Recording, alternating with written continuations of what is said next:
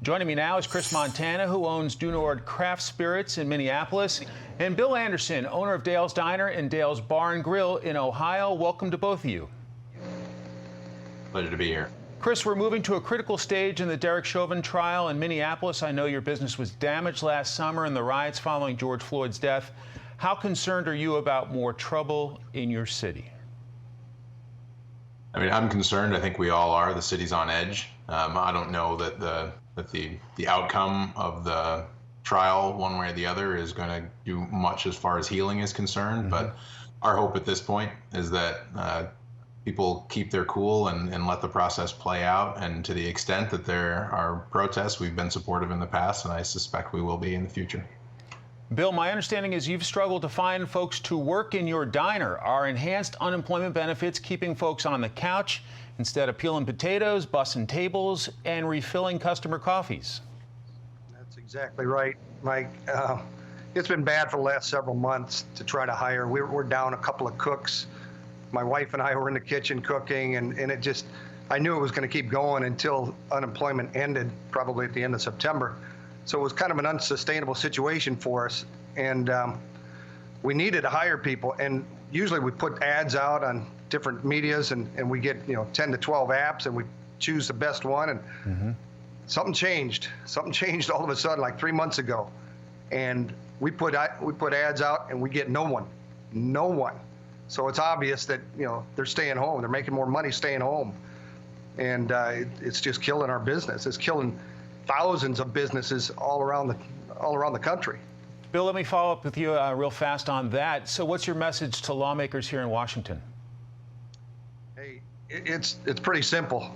All right, we got a lot of businesses out in this country that are ready to open full go, ready to hire people, and you guys, the government is hijacking our workforce. Period. Amen. They're hijacking our workforce. We cannot hire people because they're paying them more to stay home. And I'm not blaming the people.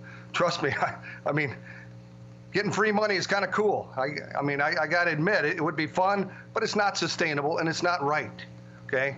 The government needs to just stop paying this extra $300 or $500 or whatever it is and making it, impossible for us to hire. Chris, so anyway, consequently, our diner closed, and I'm seeing bars and restaurants all over Toledo area closing, reduced hours. I mean, all factors, all sectors of the economy are being affected. It's not just the bars and restaurants and breweries. I mean, everybody's being affected here. I got a friend who's got a foundry, and he can't hire people at $30 to $35 an hour. Wow. Chris, I've been interviewing small business owners every Sunday this year, hearing their stories about dealing with COVID for more than a year. When you combine COVID with the unrest in Minneapolis, what's it been like trying to survive as a business owner? I feel like I've run maybe 3 or 4 different businesses in the past year and a half. You certainly have to be adaptable, and I've watched a number of my friends lose their businesses. It's been tough. But I feel like there is some light at the end of the tunnel here, and we haven't had as much difficulty bringing people back. I think one of the critical points is when people work with you and they feel respected in your space and you pay them a proper wage.